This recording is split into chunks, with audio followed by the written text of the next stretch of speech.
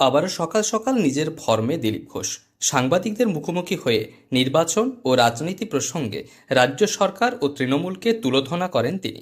পাশাপাশি জ্বালানি ও গ্যাসের সংকট নিয়েও মুখ খুলেছেন দিলীপ ঘোষ।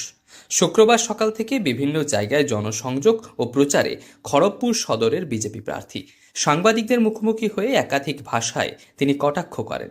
বিভিন্ন বিষয় নিয়ে মন্তব্য করেছেন তিনি। রিটার্নিং অফিসার বদল তৃণমূলের অভিযোগ, ভবানীপুর বদল হয়েছিল, এবার নন্দীগ্রামে নাকি বদল হয়েছে। সব জায়গায় বদল হবে, যেখানে মনে হবে যে এরা মমতা ব্যানার্জির সঙ্গে বেশি বাফাদার, নির্বাচন কমিশন দেশের সংবিধান সঙ্গে বাফাদার তো হতেই পারে। কারণ এতদিন ধরে এই যে বাংলায় ভুয়ো ভোটার রয়েছে কোটি লক্ষ লক্ষ, এখানে এত রিগিং হয়, এত মারপিট হয়, পোস্ট পোল ভায়োলেন্স হয়েছে, পঞ্চায়েতে হিংসা হয়েছে, কারা করেছে? এই অফিসাররা, সে রেকর্ড আছে, তাদের পাল্টাতেই হবে। জ্বালানি সংকটে লকডাউনের খাড়া আশঙ্কা প্রকাশ মমতা বন্দ্যোপাধ্যায়। শুক্রবার সন্ধ্যায় মুখ্যমন্ত্রী প্রধানমন্ত্রী পশ্চিম এশিয়ার যুদ্ধ পরিস্থিতি সংকটে নিয়ে আলোচনা বৈঠক শেষে কি বড় কোনো ঘোষণা? জ্বালানি সংকটে মমতা ব্যানার্জি চিন্তায় থাকেন সবসময়, আরো দেশের চিন্তা মোদীকে করতে দিন না। আপনি পশ্চিমবাংলার চিন্তা করুন। 15 বছরে পশ্চিমবাংলায় কিছু করতে পারলেন না, জল দিতে পারলেন না, আপনি গ্যাস আর তেল নিয়ে ভাবছেন কেন? ও তো মোদীজি দেখছেন, চিন্তা করবেন না। আমি বাংলার লোককে বলছি, মমতা ব্যানার্জির কথায় ভয় পাবেন না, ঘাবড়াবেন না। যারা মমতা ব্যানার্জির কথায় এসআইআর ফর্ম ফিল আপ করেননি, তাদের নাম আসেনি, দৌড়াতে হচ্ছে, এখন ভোট দিতে পারবে না। তাদের কথাই শুনবেন না। আর মোদী হয়তো মুমকিন হয়, সব সম্ভব। রাজ্যের মুখ্যমন্ত্রীর সঙ্গে প্রধানমন্ত্রী বৈঠক, যুদ্ধ নিয়ে আলোচনা। সারা দুনিয়াতে এত বড় সংকট হয়েছে, করোনার সময়ও সংকট এসেছিল, তো সারা দেশের মানুষকে মানে নিশ্চিন্ত রাখা, কষ্ট যাতে না হয়। সারা দুনিয়াতে আগুন জ্বলছে, ভারতবর্ষে কিছু হয়েছে? সব ঠিক আছে। টিএমসি কিছু লোককে ভয় দেখিয়ে কোথায় গ্যাসের লাইনে দাঁড় করাচ্ছে, কোথায় পেট্রোল পাম্পে পড়াচ্ছে। খড়গপুরে নাকি বিরাট গন্ডগোল, কই আপনারা কেউ ঝামেলায় পড়েছেন? একটা ডিলারে কিছু গন্ডগোল হয়েছে, দেখা উচিত তাকে, বাকি সবার বাড়িতে গ্যাস যাচ্ছে। এই ধরনের প্রোপাগান্ডায় পড়বেন না, তাহলে সত্যি সত্যি সমস্যা হবে। ট্রাইব্যুনাল কবে সন্দেহের তালিকা আরেক? হ্যাঁ, ট্রাইব্যুনাল কবে সন্দেহের তালিকা আরেক? না, চলতেই থাকবে।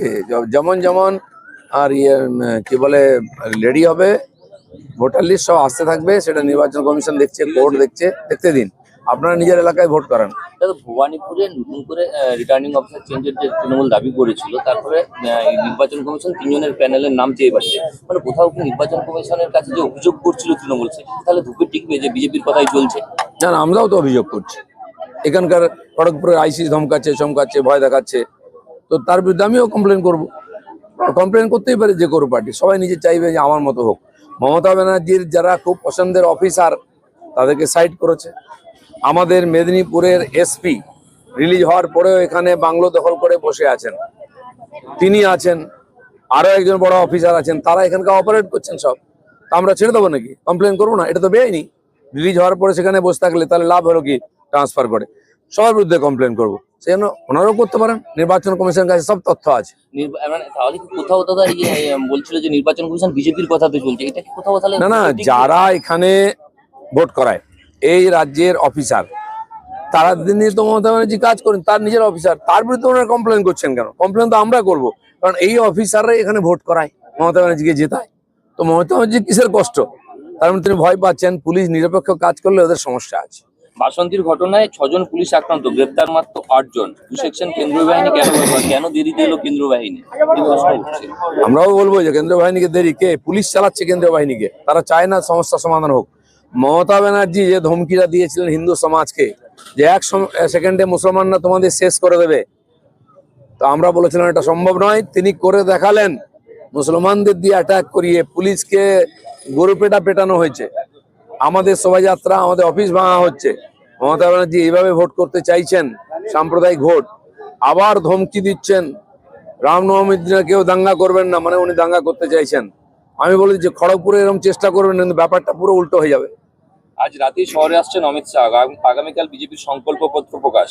26-এর বঙ্গযুদ্ধের শাসক বোধ এমন কি থাকতে চলেছে সংকল্পপত্রে? দেখানো, অপেক্ষা করুন, কালকে সংকল্পপত্র আর উদ্বোধন হয়ে গেলে সব জেনে যাবেন। 60 লক্ষের মধ্যে বৃহস্পতিবার পর্যন্ত 36 লক্ষ বিবেচনাধীন ভোটারের নিষ্পত্তি হয়েছে। দ্বিতীয় দফায় সাপ্লিমেন্টারি লিস্ট আজকে প্রকাশ। কতজন বাদ যেতে পারেন বলে আপনারা মনে করছেন? ভালো সংখ্যাই বাদ যাবে, অপেক্ষা করুন। আমরা যেটা বলেছি কাছাকাছি চলে যাবে। আজকে রামনবমী দিন কিন্তু থাকছে আপনার। রামনবমী মানে একটা নতুন উচ্ছ্বাসে আমরা রাস্তায় নামি। পশ্চিমবাংলা হিন্দু সমাজ বহু বছর ধরে ভয়ে ভয়ে দেশ ভাগের পরেও আবার বিভাজনের ভয় থাকতো।